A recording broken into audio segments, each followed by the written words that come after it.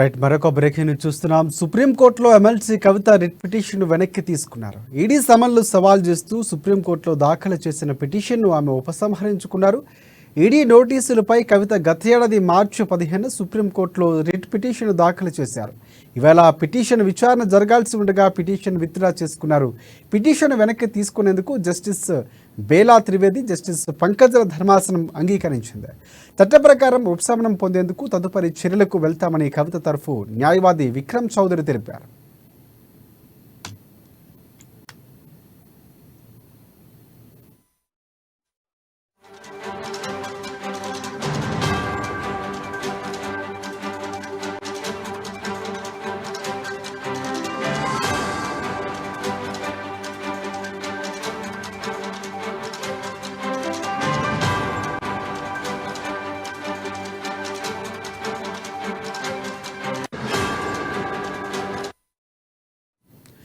Red breaking చూస్తున్నాం. సుప్రీంకోర్టులో MLC కవిత red petition వెనక్కి తీసుకున్నారు. ఈడీ సమన్లు సవాల్ చేస్తూ సుప్రీంకోర్టులో దాఖలు చేసిన పిటిషన్ ఆమె ఉపసంహరించుకున్నారు.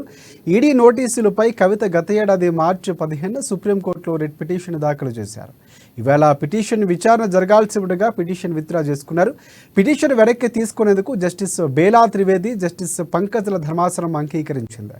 చట్ట ప్రకారం ఉపశమనం పొందేందుకు తదుపరి చర్యలకు వెళ్తామని కవిత తరఫు న్యాయవాది విక్రమ్ చౌదరి తెలిపారు.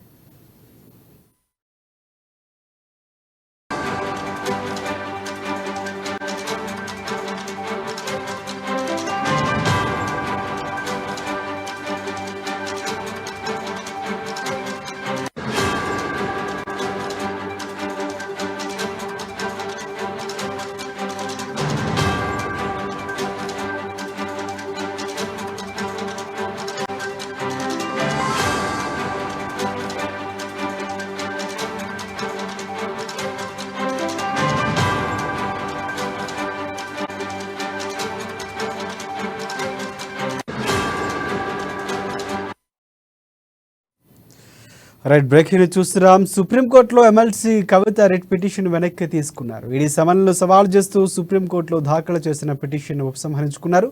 ఈడీ నోటీసులపై కవిత గత ఏడాది మార్చి 15 సుప్రీంకోర్టులో రిట్ పిటిషన్ వేశారు.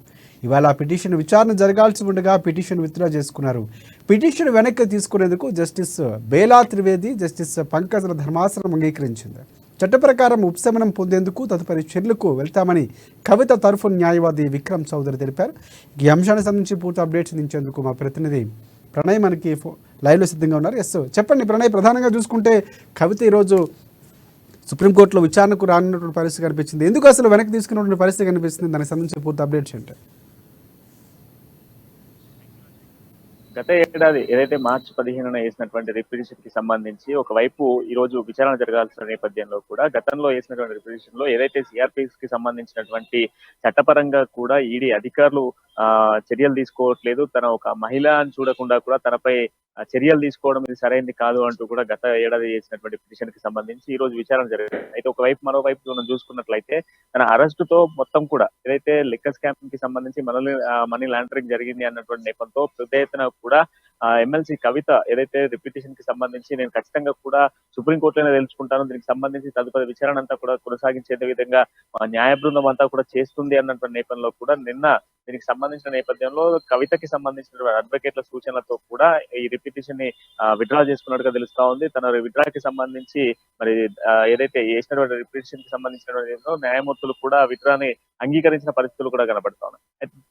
అంటే ప్రస్తుతం ఉన్నటువంటి తాజా పరిణామాల నేపథ్యంలో కూడా చూసుకున్నట్లయితే 3వ రోజు కూడా విచారణ కొనసాగుతున్నటువంటి పరిస్థితులు ఉన్నాయి. ఈ నేపథ్యంలో కూడా విచారణకు సంబంధించిన దాంట్లో వస్తున్నటువంటి ఆధారాలు కావచ్చు, లేకపోతే ఆమె ఇస్తున్నటువంటి స్టేట్మెంట్స్ బేస్ చేసుకొని కూడా మరి తదుపరి కావాల్సినటువంటి న్యాయపరమైనటువంటి పోరాటమే చేస్తామే తప్ప ఎటువంటి రిట్ పిటిషన్కి వెళ్ళేటువంటి అవకాశాలు లేవు అన్నటువంటి నేపథ్యంలో కూడా కనబడుతున్న సిచ్యువేషన్స్ కనబడతా ఉన్నాయి. కవిత తరపు న్యాయవాది కూడా చెప్తున్నటువంటి ఏదైతే విక్రమ్ చౌదరి చెప్తున్నటువంటి మాటలను కూడా మనం చూసుకున్నట్లయితే ఏదైతే న్యాయపరంగా గతంలో సిఆర్పిసికి సంబంధించినటువంటి ఏవైతే చట్టపరంగా వెళ్లాల్సినటువంటి రూల్స్ ని బ్రేక్ చేసుకొని ఈడీ అధికారులు మహిళ అని చూడకుండా కూడా విచారణ దాదాపుగా కూడా గంటల వ్యవధిలో నిర్వహించడం జరిగింది. దాదాపు 3 రోజుల పాటు కూడా దాదాపు సుమారుగా 43, 45 గంటల పాటుగా కూడా విచారణ కొనసాగించిన నేపథ్యంలో ఇలాంటి ఆధారాలు లేవు కనుక ఈ రోజు కావాలనే కక్షపూరితమైనటువంటి చర్యలు తీసుకునేందుకు ప్రయత్నాలు చేస్తా ఉన్నారన్నటువంటి నెపాన్ని కూడా తీసుకొచ్చిన పరిస్థితులు కనబడతా ఉన్నాయి. అయితే తాజా పరిణామాల నేపథ్యంలో కూడా కవిత రిపిటిషన్ కి సంబంధించినటువంటి విత్డ్రాల్ చేసుకున్న సిచ్యువేషన్స్ కనబడతా ఉన్నాయి.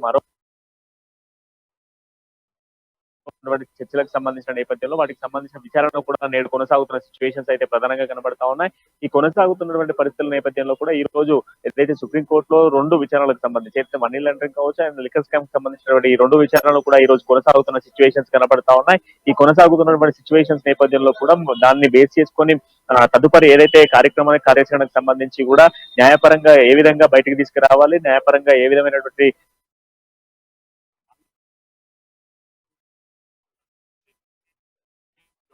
ఏదైతే చట్టంలో సవాల్ చేస్తూ కూడా ఏదైతే సవాల్ చేస్తున్నటువంటి నిర్ణయానికి సంబంధించిన రిపిటిషన్ ని విత్డ్రా చేసుకున్నట్టు తెలుస్తా ఉంది శేఖర్.